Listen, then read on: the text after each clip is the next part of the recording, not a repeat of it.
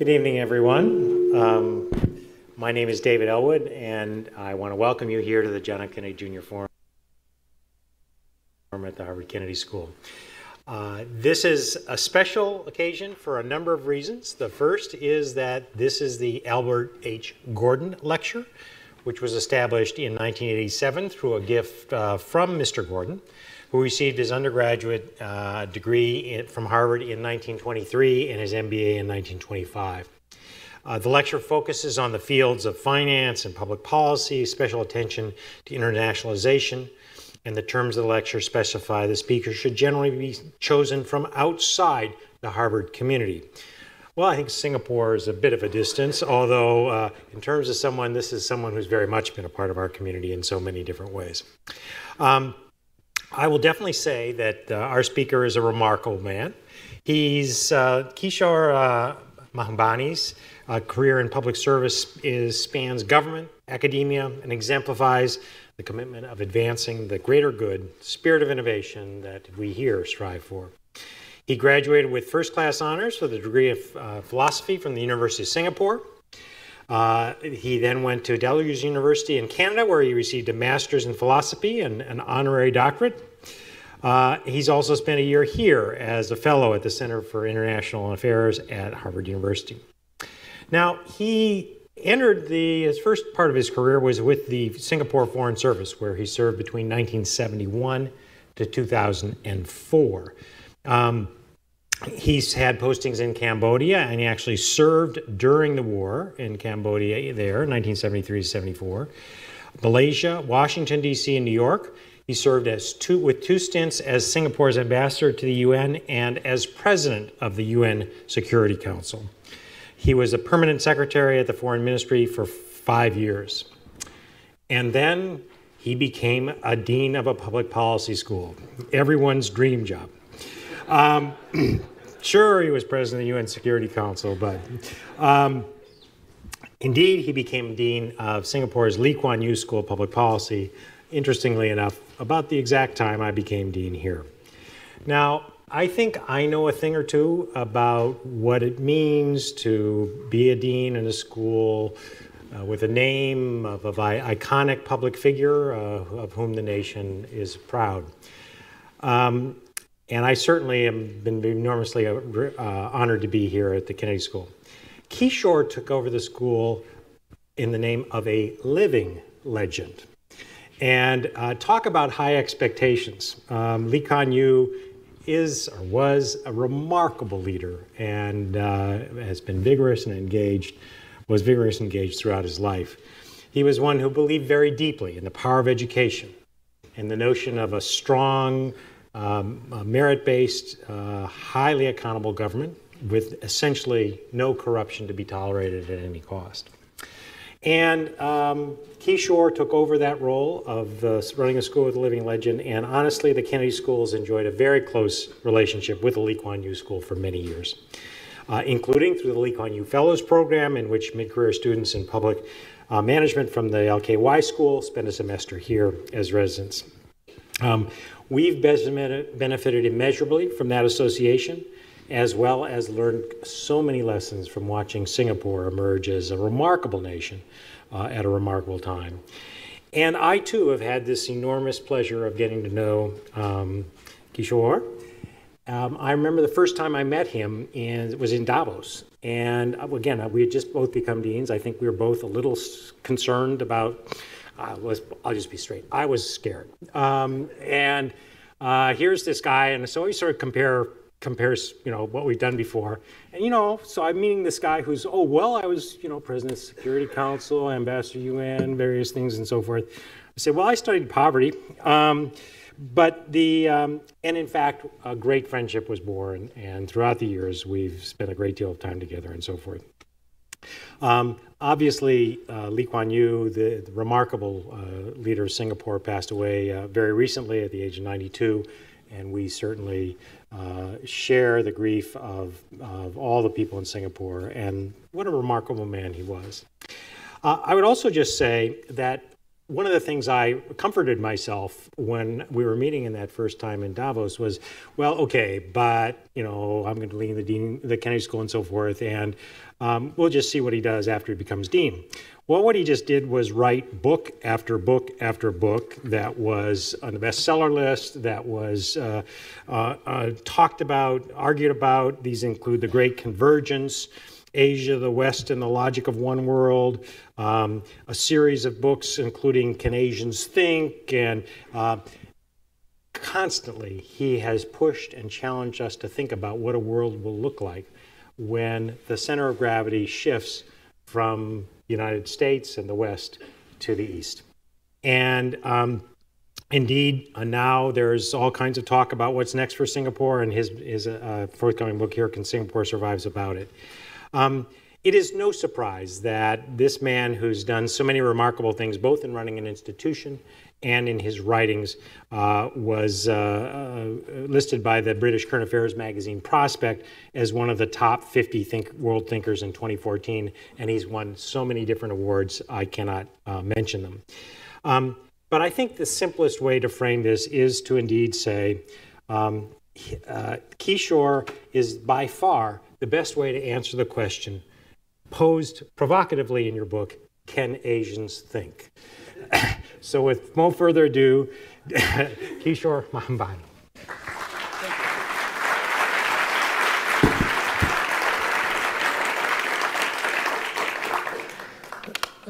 Thank you, David.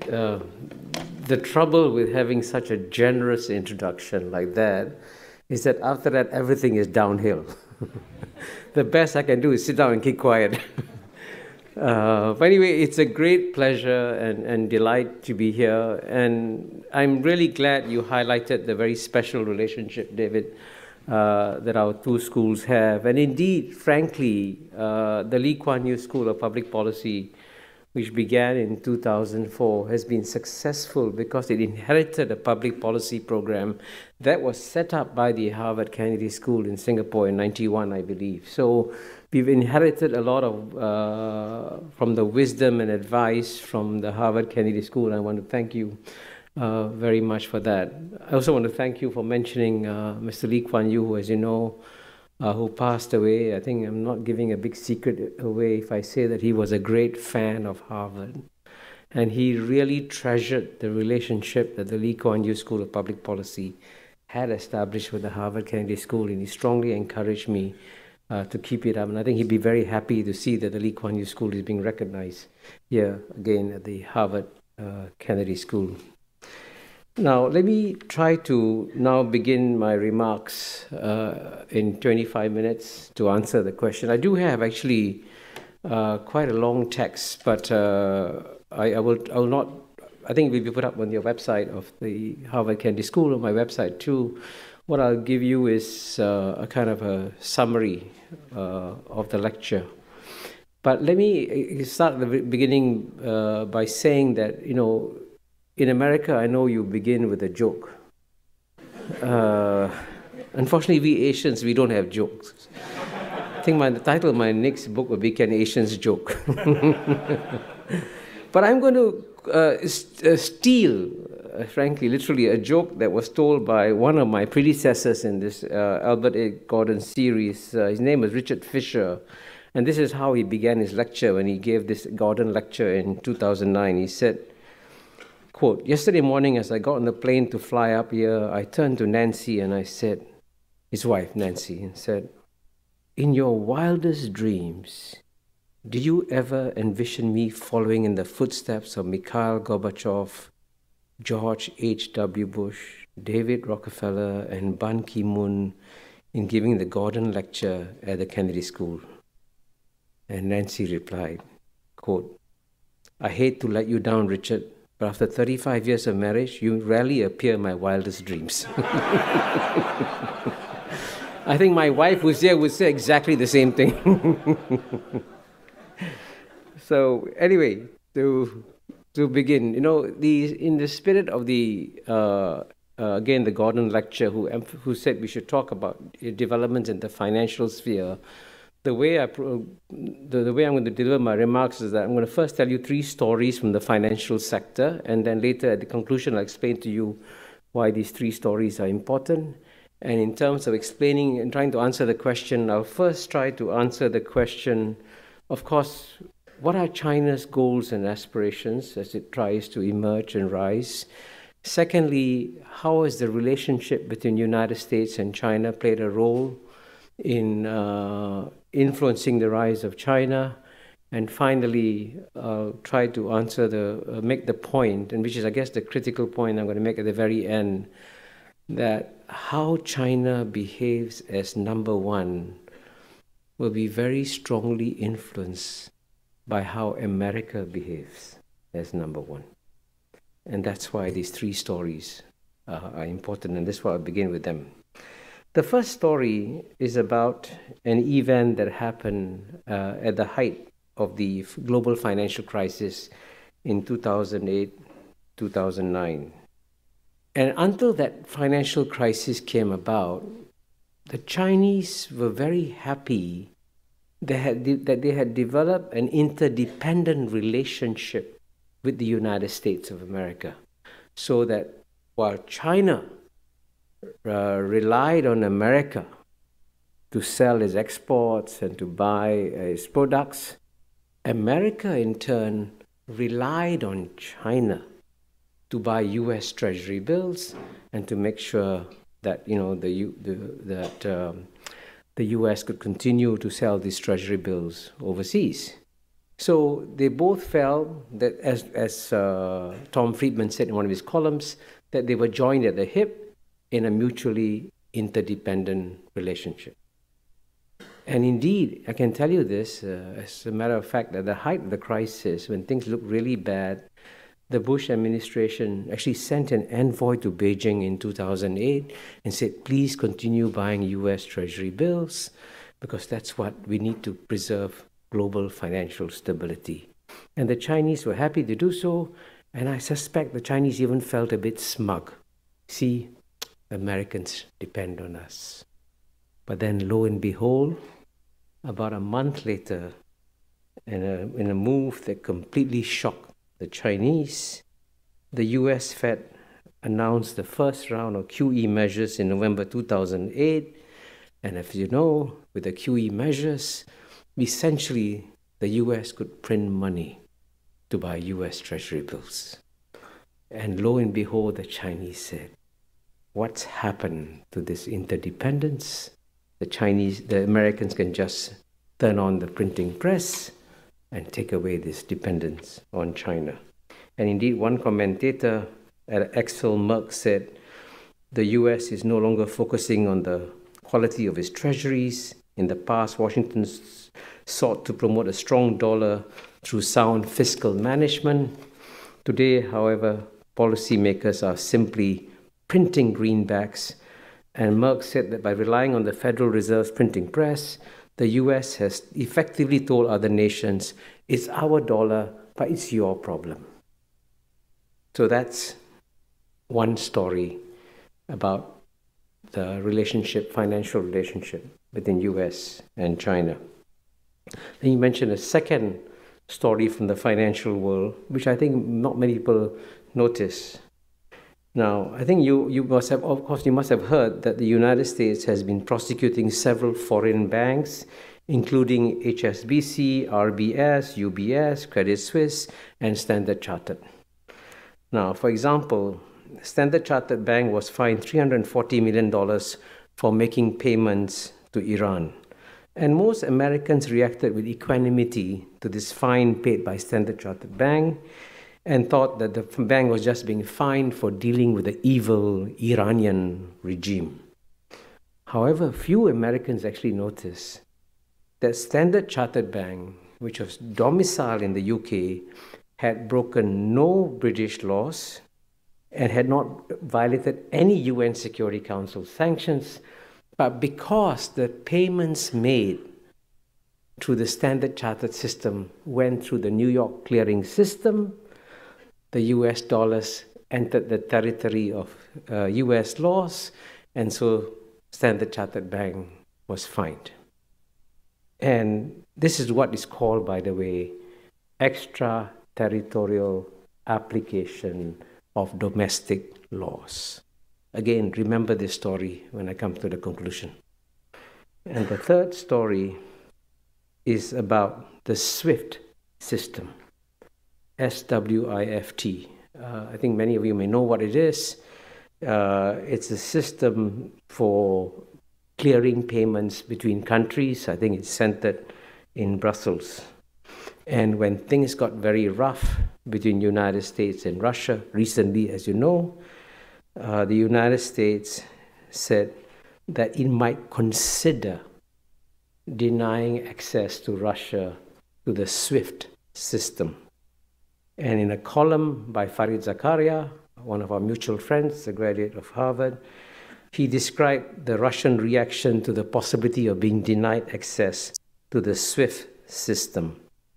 And interestingly enough, most of us, when you look at Russia, we think Putin is the bad guy, Medvedev is a nice guy, good guy. But there was a good guy, Medvedev, who said, the Russian response to any denial of access to SWIFT will know no limits. So clearly, again, this was a global system for clearing payments, and the United States was trying to use it for either for bilateral relations in terms of punishing Russia. Now, these are the three stories I'm telling you at the beginning, and I'm going to conclude with these stories at the end. Now, first of all, let me now answer the three questions that I mentioned earlier. First, what are China's goals and aspirations as it emerges as number one? And here, the most obvious point that I need to make and emphasize at the outset is that even though China, as you know, is still run by the Chinese Communist Party, I can assure you one thing: the Chinese leaders, unlike Stalin or Lenin or Khrushchev, have no desire to prove the superiority of the communist system. In fact, as you know, Khrushchev famously said in November 1956, whether you like it or not, history is on our side, we will bury you. Now, the Chinese don't have the kind of aspirations that the Russians had to in any way prove the superiority of the communist ideology. So if it's not communism that they're trying to promote, what is it they're trying to promote? And the simple answer is that they would just like to revive Chinese civilization. Indeed, if there's one thing that motivates the Chinese leaders, it is their memory of the many humiliations that China has suffered for over a century, as you know, from 1842, the Opium War, to roughly 1949, or you can even go beyond that. And the one thing that drives the Chinese is a simple credo which says, no more humiliation for China. That's the great motivation. And indeed, Xi Jinping, when he spoke to UNESCO in March 2014, this is what he said are the goals of the Chinese people. He said the Chinese people are striving to fulfill the Chinese dream of the great renewal of the Chinese nation. The Chinese dream is about the prosperity of the country, the rejuvenation of the nation, and the happiness of the people. It reflects both the ideal of the Chinese people today and our time-honored tradition to seek constant progress. The Chinese dream will be realized through balanced development and mutual reinforcement of material and cultural progress. Without the continuation and development of civilization or the promotion and prosperity of culture, the Chinese dream will not come true. Unquote. And I think in those few sentences, he brilliantly captured what is the heart of the aspirations of the Chinese people, to move away from an era of having been humiliated for a long time to an era where they once again feel proud about Chinese civilization and what it can accomplish. And indeed, if the CCP, the Chinese Communist Party, could change its name to CCP, the Chinese Civilization Party, then I think it would be a more accurate description of the goals and aspirations of the CCP. But of course, while this may be the motivations, many in the West continue to believe that China's approach is flawed because it is not changing its political system. And you can read in, whatever, Wall Street Journal, New York Times, Economist, there's this constant belief that the best thing that can happen to China is to have a collapse of the Chinese Communist Party and have a democratic system. The one slightly provocative point I'm going to make here is be careful what you wish for. Because if the Chinese political system becomes more democratic, it could very well become far more nationalist and far more aggressive as a power.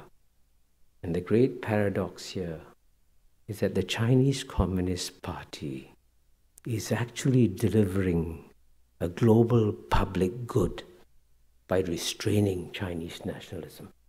And if you didn't have a strong Chinese Communist Party in charge, you might actually get a more nationalist, a more assertive China. So I believe that it's actually in global interest to allow the Chinese Communist Party to evolve and change in its own way. And that way, I think we will have a China that focuses on economic growth and focuses on strengthening its civilization.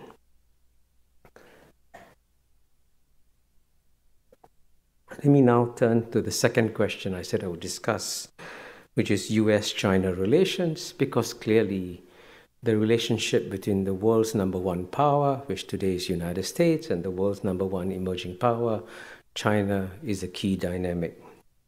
And here, it is actually remarkable how stable the US-China relationship is.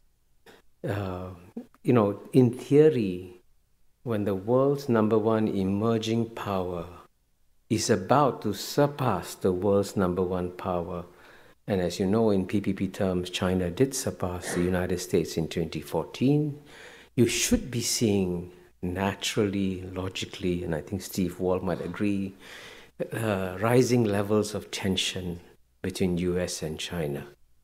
But instead, quite remarkably, we're seeing a very stable and indeed a calm relationship. And of course, the question is why.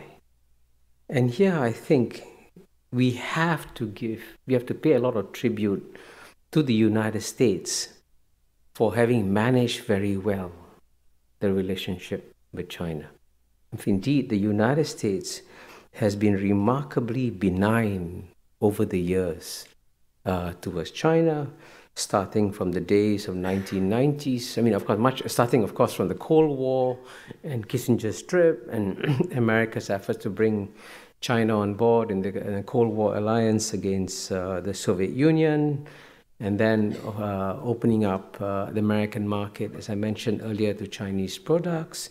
And even after the Tiananmen episode of 1989, when relations between US and China could have taken a nosedive, US-China relations continued in an even keel. Actually, I remember vividly in 1992 listening to the election speeches of Bill Clinton when he said famously in his campaign, "I will not coddle the butchers of Beijing if I become president of America." And when he became president, we could have very well seen a sharp nosedive in the relations between US and China. Instead, to my surprise, and I actually saw this in my own eyes, in November 1993, at the first APEC leaders meeting, which was held in Blake Island off Seattle, that's the first time that Bill Clinton and Jiang Zemin met face to face. And I could see that Jiang Zemin was incredibly uncomfortable, tense and nervous, and trying to figure out what the US president would do to him in this small, close meeting where I was present. And to Jiang Zemin's surprise, and to my surprise, Bill Clinton coddled the butcher of Beijing. And it was a very wise decision on his part. And by the end of the day, if you had watched the body language of Jiang Zemin and Bill Clinton, amazingly, they were almost good friends at the end of the day, reflecting the great charm of Bill Clinton at the time. But this pattern has continued. United States has helped China by getting it into WTO. The United States has helped China by being sensitive on Taiwan, and indeed coming down very hard on the leaders of Taiwan when they tried to push for independence of Taiwan. So these are various ways in which the United States has demonstrated its wisdom and generosity towards the Chinese. And of course, speaking in Harvard University, I have to mention it is actually quite remarkable that the world's number one power is training the elite of the world's number one emerging power by allowing it to send 275,000 students to come and study in American universities. I think future historians will be wondering why was America so generous in supporting the rise of its number one emerging power. But all this have led to this geopolitical miracle that we have today, where you have a stable relationship between US and China. And also, by the way, I also have to mention that Chinese themselves have been very careful and sensitive, and some from time to time actually bent over backwards to keep the relationship on an even keel. I was just in Belgrade literally 2 weeks ago, and it's the first time I've gone to a modern city and saw the results of bombing by NATO on skyscrapers. And of course, Belgrade is significant because, as you know, the Chinese embassy in Belgrade was bombed in 1999. Almost all Americans I speak to believe that it was obviously an accident. But 100% of the Chinese I've spoken to are convinced it was deliberate. But despite the fact of their belief that it's deliberate, they swallowed the humiliation and said, our relations with the US are far too important. We will swallow our humiliation this time and proceed. So both sides, you can see, have made an effort to keep the relationship on an even keel. So all this brings me to my third part. How American behavior and actions will have a significant influence on China's role as a number one power. And here I must confess to you, in all honesty, that even though I'm normally quite provocative in things I say, I feel a certain trepidation here in saying some of the things that I'm going to say in this section. Because as you know, very famously, Bob Zoellick, many years ago, called on China to emerge as a responsible stakeholder of the global system. But when he made that call, I think he assumed that, of course, the United States is a responsible stakeholder of the global system. And the hard part here is to try and tell an American audience that's not how the United States is often perceived overseas. And that's why I told the three stories from the financial sector at the beginning of my lecture, because the rest of the world quite often sees the United States acting unilaterally, acting in its own interests, and often at the expense of global interests. And David mentioned that I've been the ambassador to the UN twice. I was there. I've served there for almost 10 years. And it's rather tragic to watch in the UN, as I did at first hand, to see that the institutions that were essentially created by the United States after World War II, with the guidance of FDR and Eleanor Roosevelt and all that, these were basically American-inspired institutions which have then been undermined by American policies. And I think, in many ways, the United States has been very unwise in undermining these global institutions, because every action that the United States makes in undermining these global institutions could then be replicated by China. And that's why, in my latest book, The Great Convergence, I decided to begin the book by quoting from a very wise speech that Bill Clinton gave, am I allowed to mention Yale, in 2003. And this is what Bill Clinton said.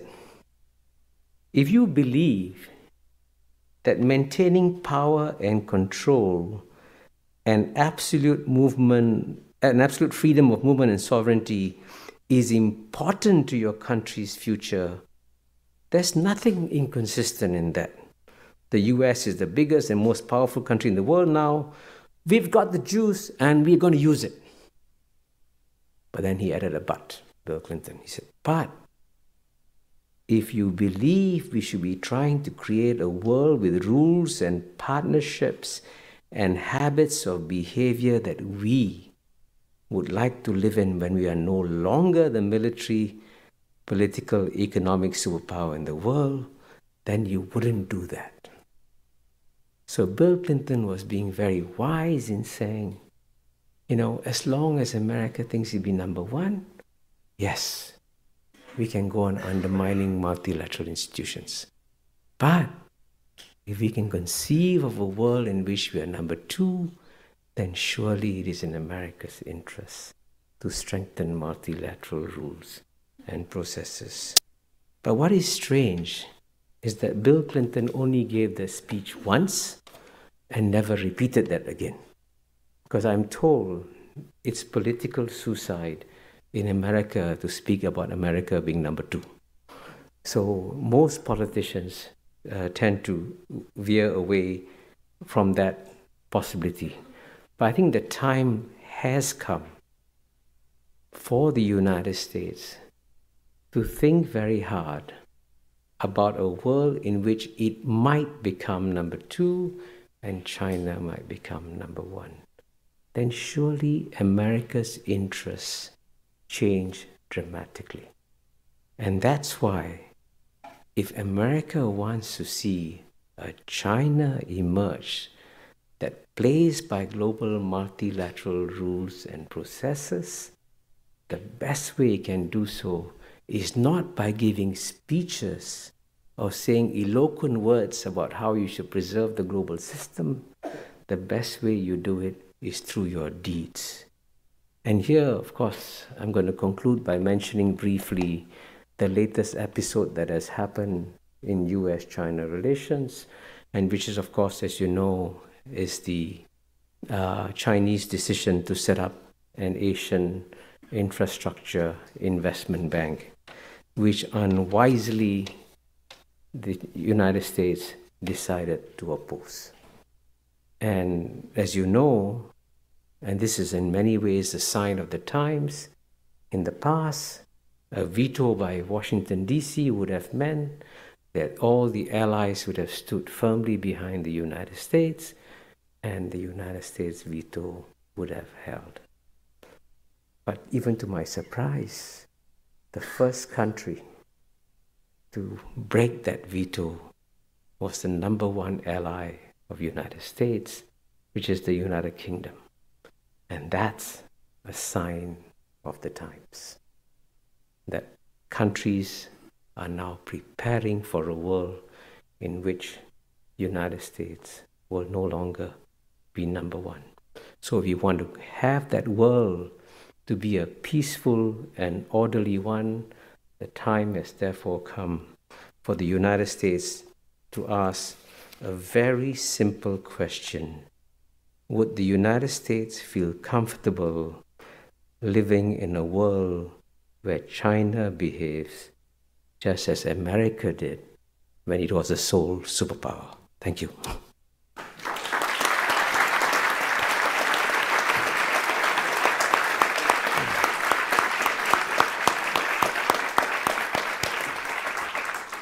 Thank you, Kishore.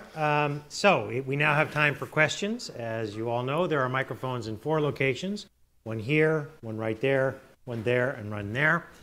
And the characteristics of a good question at the Kennedy School have 3 characteristics. 1, you identify yourself. 2nd, it is short and has but 1 point. And 3rd, it ends with a question mark. So why don't we start right over there? Good evening, sir. My name is Nico. I'm a mid-career student here at the Kennedy School. I'm also the co-founder of the Future Society at the Kennedy School, which is a new student club. And my question regards the role of China, the future role of China in the Middle East. We've seen the Middle East being the big area of tension for the past decades. And I was surprised to see, if I recollect properly, that the first trip of the newly elected Egyptian president, Mohamed Morsi, at the time, was to go to China, not to the US, which I saw personally as a big sign. And I was wondering whether you could share with us your perspective of how the region, the Middle East, could change in this new era of Chinese rise. Thank you. Can I answer? Yes, go ahead. I mean, this is actually a very difficult question to answer because, I mean, the tragedy about the Middle East is that it is the great exception in a world, as I try to demonstrate in the Great Convergence, which is actually prospering and doing very well. And because that region is a great exception, and to be very candid with you, it has a very dysfunctional dynamic. It is a very difficult region to have any kind of long-term posture or plans. I am very confident that the Chinese want to see stability in the Middle East, but the Chinese will never try to play the role of the United States, which is to go in there and intervene directly and try to influence the political development either inside countries, as with the invasion of Iraq, or in the relations between countries and so on and so forth. So when the Chinese emerge, the one thing they will not try to do is to try and replicate American policies in the Middle East. So next question is right over here. Do note there's microphones here and here, and since I just go around, if you're standing in line, head to one of the other microphones. Hello, my name is Patrick. Thanks so much for this very thoughtful and inspiring talk. As a German, I try to be the diplomat between the US and China. So my question is, how can millennials contribute to, as Kissinger would say, a peaceful coexistence between the US and China? I think the millennials have an enormous contribution to make. And the first thing they should do is read my book, The Great Convergence. And I'll tell you, and it's a serious point I'm making here. I mean, I'm selling my book, but I'm also making a very serious point.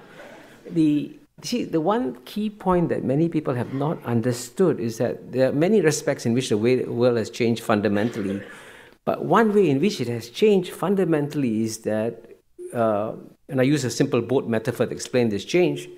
In the past, when 7 billion people live in 193 separate countries, it was as though they were living in 193 separate boats with captains and crews taking care of each boat and rules to make sure the boats didn't collide. Now that's the old world order. Now what's happened is that the world has shrunk and it's become small, dense, interdependent. So the 7 billion people in the world no longer live in 193 separate boats. The 7 billion people literally live in 193 separate cabins on the same boat. But you have captains and crews taking care of each cabin, and no captain or crew taking care of the global boat as a whole. And that's why you have global financial crisis, that's why you have global warming, that's why you have global terrorism, that's why you have global pandemics happening also. So I think my generation's problem is that we've got so used to the idea that the only way you solve the problems in the world is by getting independent sovereign countries to talk to each other and resolve the problems. But the world has changed so much that our ideas about how to handle the world of tomorrow are still bound by it's bound by 17th century Westphalian concept. So the millennials have to persuade the leaders of all the countries that the things that make us interdependent in the world are far greater than the things that divide us. And you've got to find a way of throwing away all the textbooks you use in the Harvard Kennedy School and write new textbooks. So it's very clear we should put your textbook number one. There we are. Right here, please. My name is Malik. I'm a mid-career MPA student here at the Kennedy School, and I'm a big fan of yours. I'm so glad to see you. My question is, I've been following your readings and Thomas Friedman and Fareed Zakaria, everybody talking about the post-American world. When you look at the world's top 20 universities, not a single university is from China, or at least top 10 universities. There's not one from China. You see, universities are not like stadiums that you're preparing for Olympic Games. It takes you 10 years to prepare stadiums. Like, look at institutions like Harvard or Yale, it has taken 300 years to establish institutions like Harvard. How is China planning to fill that gap of universities? Because like you so religiously talk about the power of higher education of institutions. So how is China going to address that issue if it's going to be the world #1 power when like not a single university from China ranks among the top 10 universities in the world? Yeah. Well, since I see quite a few questions. If you don't mind, I'm going to give very short, quick answers. Firstly, I'm very pleased to inform you that I think about 2-3 weeks ago, the New York Institute for International Education, IIE, came out with a new book called Asia as the Next Higher Education Superpower.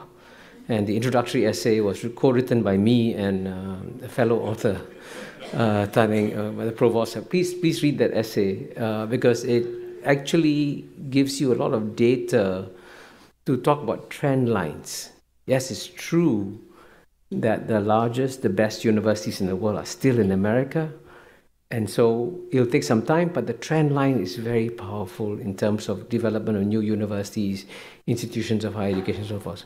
But the second point, which is a very critical point that I need to make here, is that America has been remarkably generous to the world by training the elites of the world in American universities. And I always say that one reason why East Asia has defied all conventional wisdom and why East Asia remains peaceful is that the elites in East Asia, including the Japanese, the Koreans, the Chinese, the Taiwanese, the Indonesians, the Thais, the Singaporeans, and Malaysians, have all studied in American universities. And you know what happens? They use the same concepts, they understand each other, and they can get along with each other. Now, this is a remarkable contribution that American universities have made towards peace in East Asia that no one has fully recognized. So it's in fact good for the world that America retains the best universities as long as it continues to train the best minds from the rest of the world in these universities. Right up here. Thank you very much. My name is Peter Wu. I'm a junior at Harvard College. My question is, when China, or if China becomes #1, what is the future for Hong Kong and the future for Taiwan? Well, I think both will do very well. I mean, and for the simple reason that, there is what I call a rising tide of prosperity in the region. Now, they will have short-term political challenges.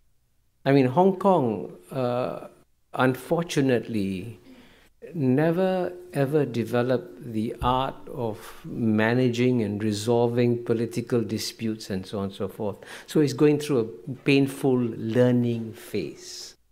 And the same way, I think in Taiwan also you might have short-term political problems, But by and large, both will remain more or less as autonomous economic entities benefiting from the growth of the region.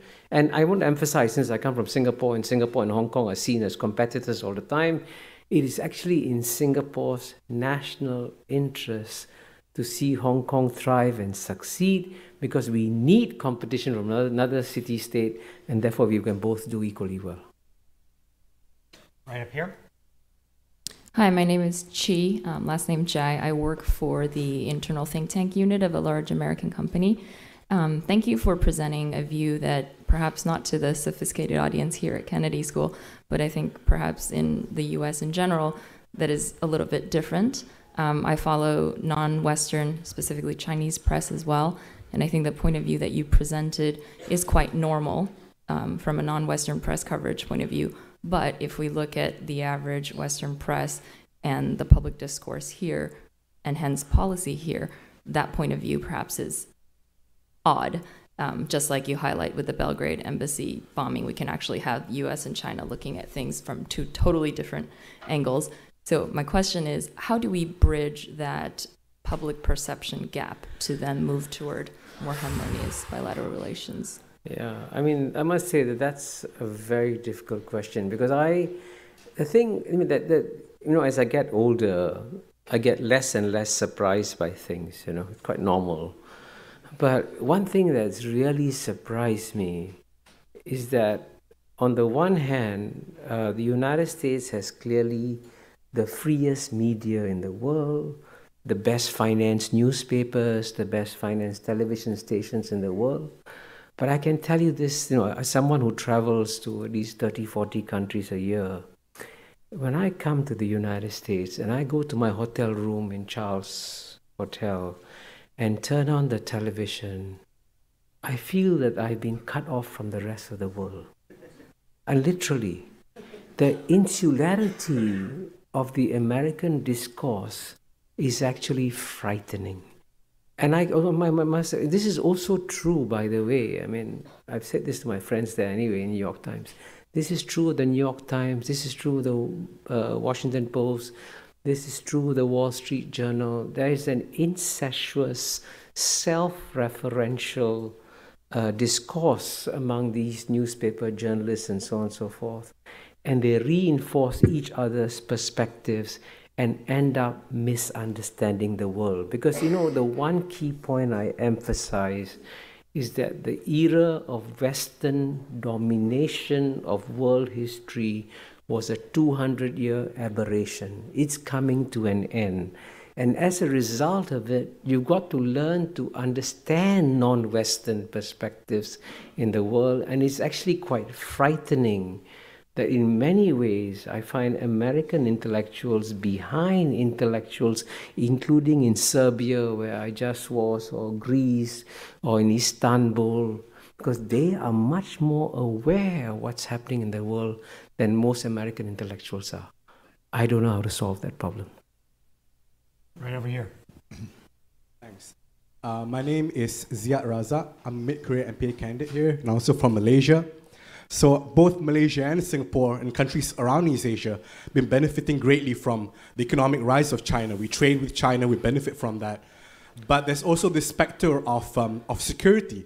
China's 9-dash claim on the South China Sea, some skirmishes along the way, and also the increasing militarization of China is growing defense budget. So my question to you is, I think the entire world is looking to see whether China is true to its rhetoric of peaceful rise, but it's particularly relevant for East Asia, because we're so nearby and we're directly affected by this. So what are your thoughts on China's rise as not just an economic power, but also potentially a military power as well? Yeah, again, very quickly. Number one, overall, there's no doubt that China has been rising peacefully. But for some strange reason, and I would say in the years 2010 to 2012 or 13, China began to make serious mistakes in its foreign policy. The one big mistake it made, for example, was when the Japanese arrested the captain of a Chinese fishing trawler. the Chinese put enormous pressure on Japan to release the captain, and they succeeded. And then, foolishly, they asked Japan for an apology. And I told my Chinese friends, you already humiliated the Japanese by forcing them to release the captain Chinese fishing trawler. Why humiliate them further by asking for an apology? Then, as you know, they made mistakes in the South China Sea. And for example, in the ASEAN Foreign Ministers meeting in July 2012 in Phnom Penh, Cambodia, the ASEAN countries wanted to have the usual reference to South China Sea. China put pressure on Cambodia, the chairman, to block it. And then for the first time in 47 years, the ASEAN countries failed to produce their usual boring, long joint communique because of Chinese pressure.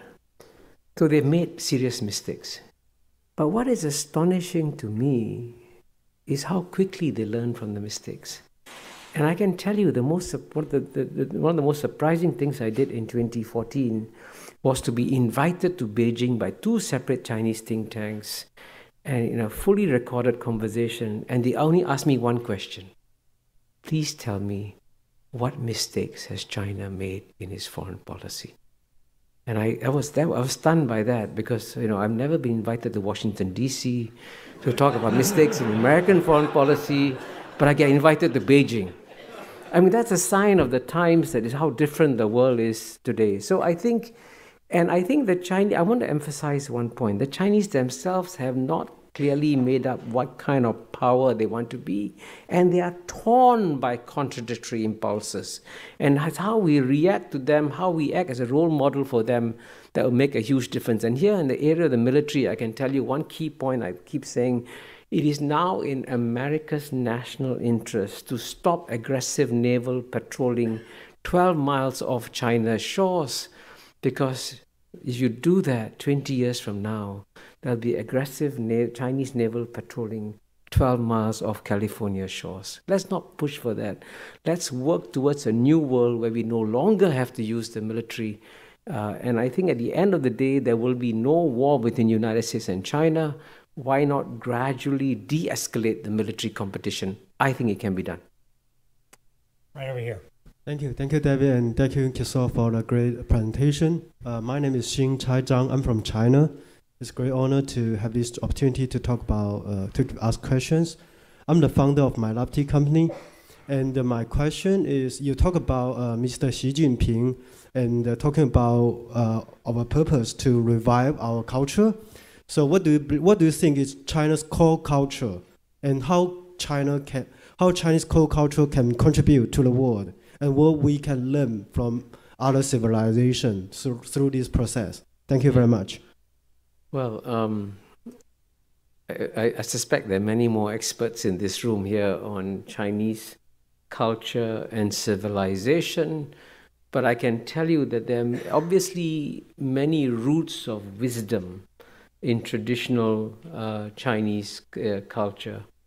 And I'm actually hoping that, if you look back over the longer history of China over the past 2,000 years or so, it's actually surprising how few military adventures the Chinese had overseas. And in general, they have actually, as you know, within the Chinese Confucian ethos, the guy who's a soldier is at the bottom of the value chain, right? So maybe developing an ethos in which the military is not so important is one possible thing that can emerge from Chinese culture and civilization. But you'll see things coming in many areas. For example, in the medical area, I think Chinese medicine will become more and more important. And just as, the Western medicine looks at the human body and tries to slice it up and looks at your kidney and looks at your liver and looks at your heart, the Chinese look at the whole system of the body and say, let's figure out the whole system. And I think in that sense, as Chinese medicine becomes, rejuvenates itself, it'll also make a development. So there are many other such places like this. And Chinese poetry, Chinese painting, all that will come back in a much stronger way. So you will actually see one of the happiest things I look forward to, for example, the next 20 years, is that there'll be not one, but many major Asian cultural renaissances taking place in the world. And one of them will be from China. Right up here. Thank you very much. Yeah. Hi, my name is Subin Kim. I'm a student at Harvard Law School. Thank you for coming to talk to us today. It was a great lecture. Some say AIIB is, in some sense, China's stepping stone towards possibly undermining U.S. dollars position as a reserve currency and preparing itself as the new reserve currency for the world, or at least the competing alternative. I'm curious about your response to such arguments. Oh, I think I don't think the AIIB is a step towards replacing the U.S.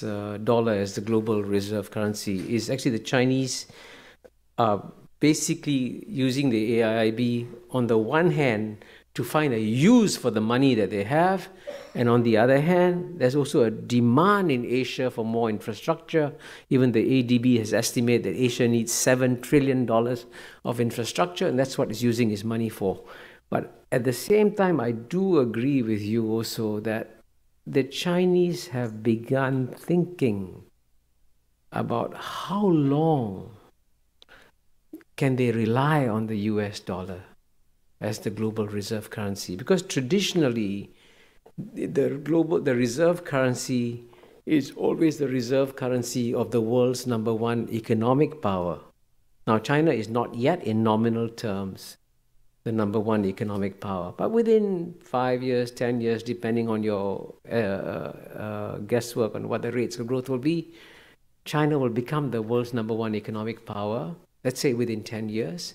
And then in that world, if you have a world in which China is the #1 world economic power and the US dollar remains as the global reserve currency, that will be a major global contradiction.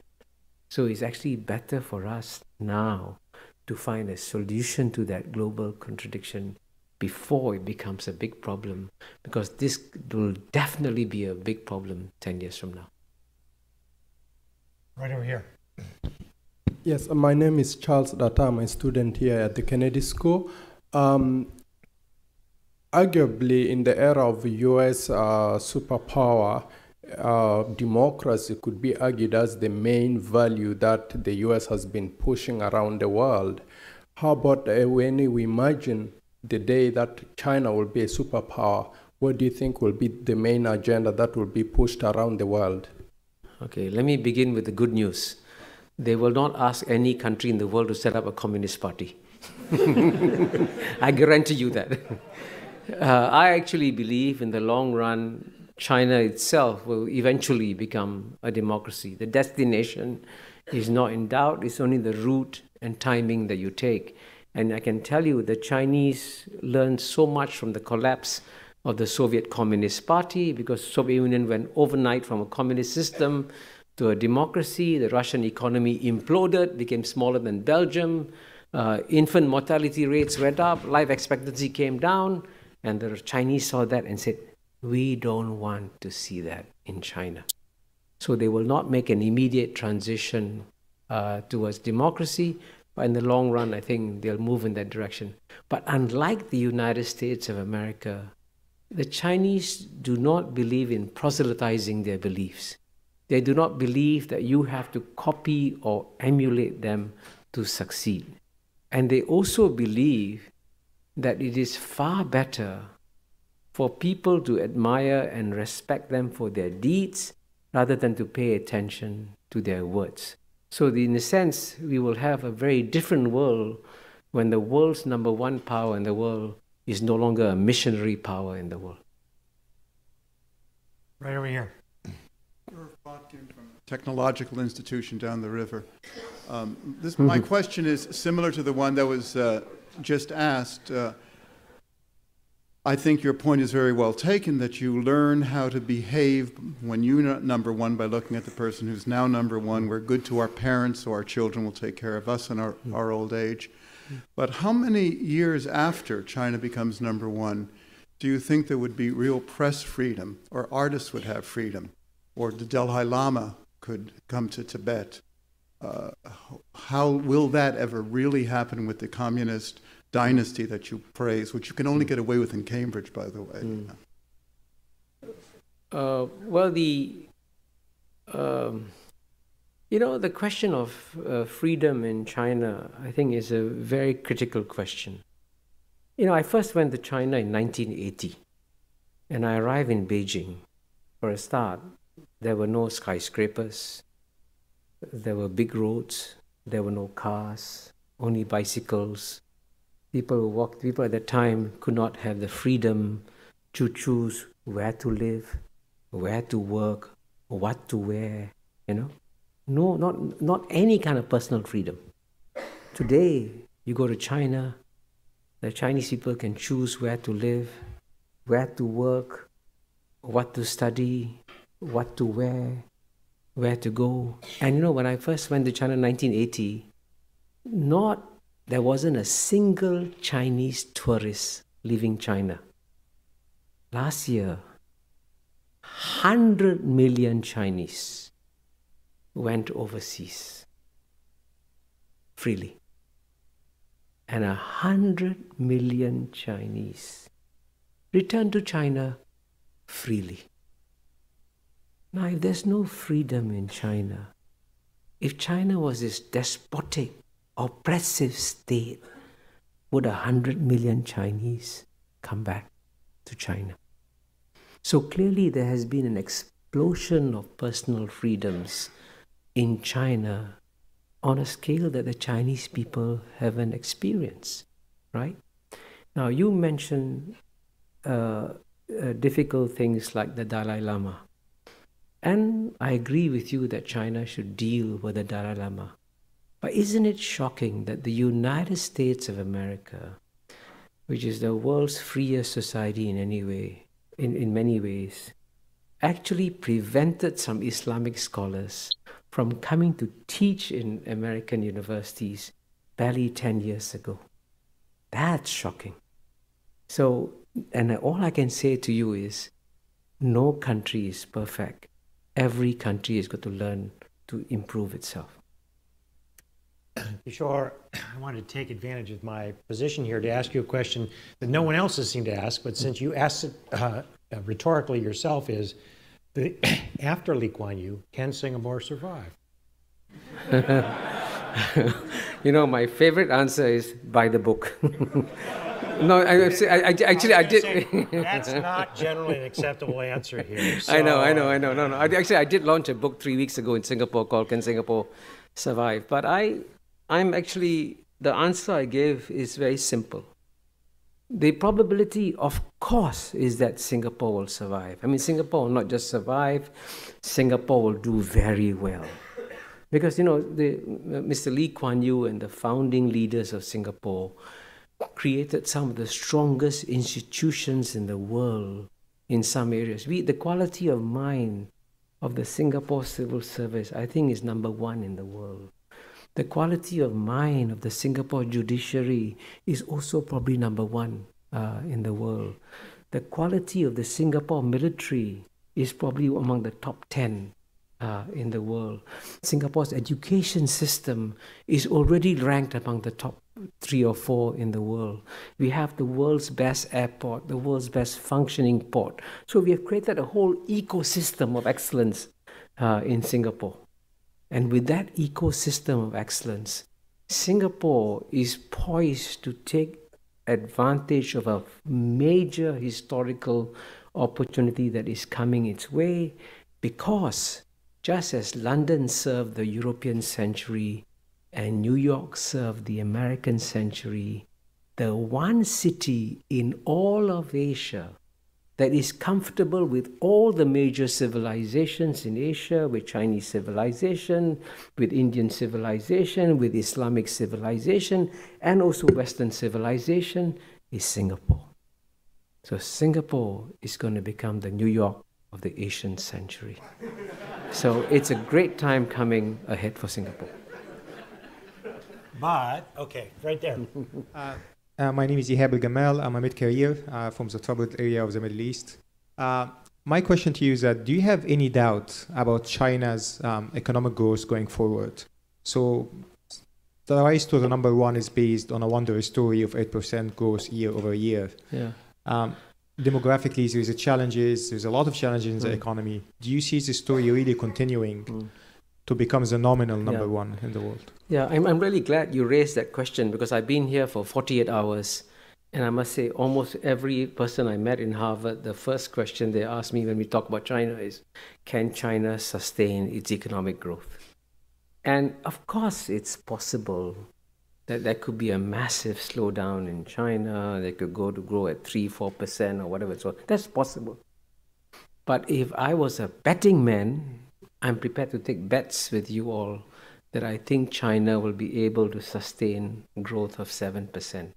Now, there's a very good reason why the Chinese have decided to slow down their economic growth, because they are now shifting from one model of economic growth to another model of economic growth. They used to rely a lot on export-led growth.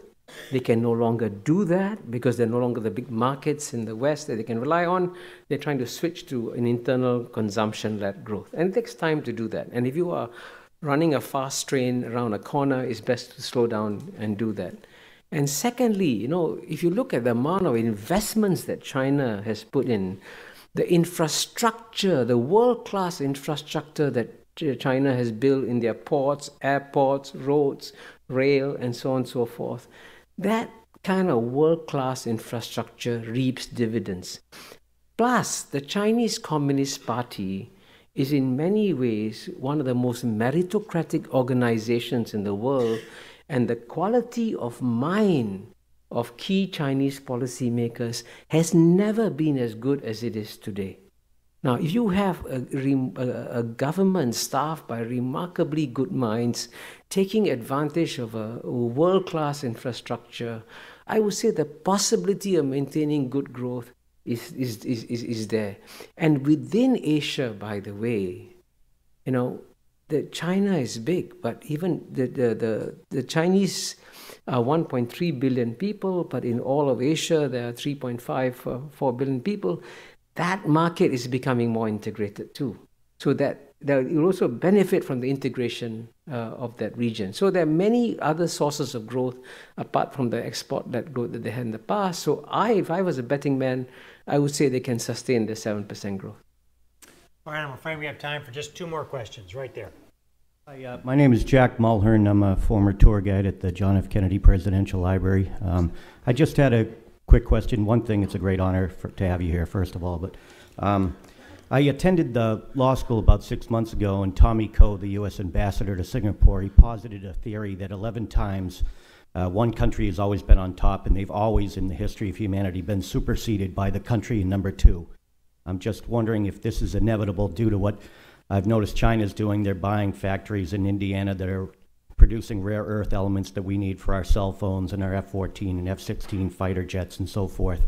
And I'm not saying that they're not benign. I'm just saying that this is what's happening.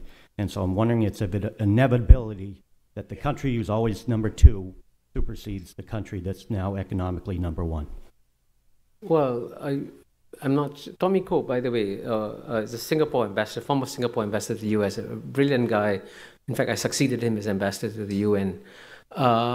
I would say, of course, it's never inevitable that the number 2 will overtake number 1. As you know, Japan was supposed to overtake, and I see that Professor Ezra Vogel has left, but he wrote the famous book saying Japan is number 1, and the Japanese never became number 1. That happens from time to time. And it's conceivable that China will not become number 1. It's conceivable. But, the probability is very clear that, if you have a country with a population of 1.3 billion people, China, and a country of 300 million people, United States, if the average Chinese can perform at 25% the level of the average American, China will have a bigger economy. And if you have any doubts about the capacity of the Chinese mind to do well, look at the exam results of Chinese students in any leading American university, right? You look at the list of PhDs that come to collect, you see the success of the Chinese intellectuals. So what's happening here, by the way, is that, I always say that, Western education was developed for the Western mind. But one thing we haven't noticed is that in the last 10 years, when you take Western education and you combine it with the Asian mind, including the Chinese mind, it has an explosive effect. So the Asians are thriving with Western education, and inevitably this is going to fuel the rise of China in a big way. And I'm very confident that the average Chinese can perform more than 25% the level of the average American. And that's why I think China will have a bigger economy. Right over here, I'm afraid the last question. Hello, my name is Mabo M. Wesley. I'm a student at the business school.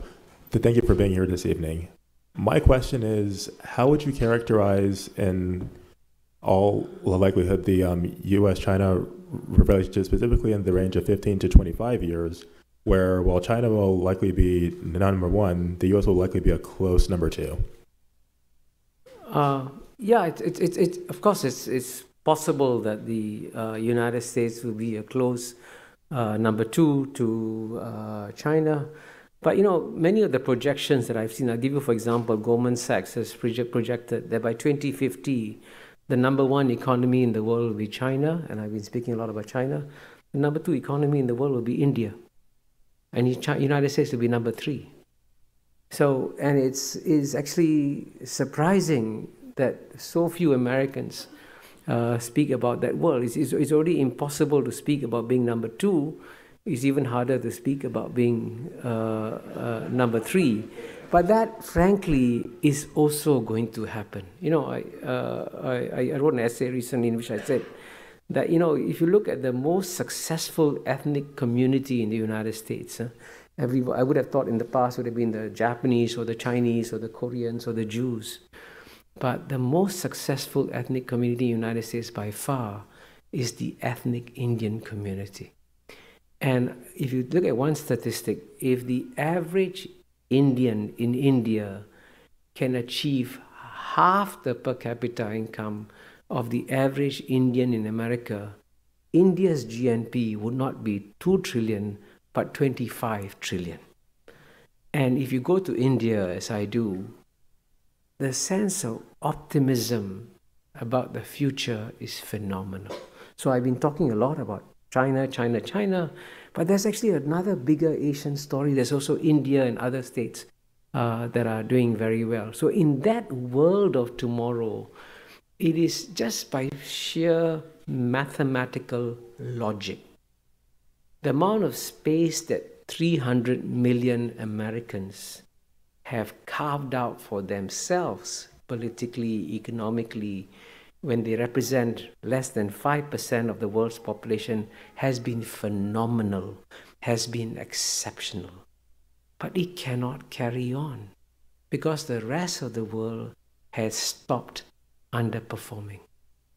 And if they start performing normally, and America will continue to remain a strong, dynamic, successful country, but its relative share of the global GNP can only shrink.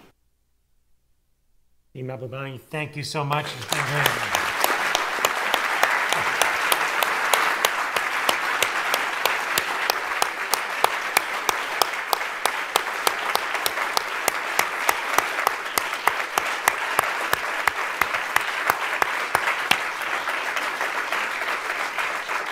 I should say we're going to have a reception here momentarily, so those of you who'd like to stay and chat a bit more, Kishore has a flight, I think, has to leave here about 8:15, but at least to be around for a little while for those of you that didn't get a chance to question. Thanks again.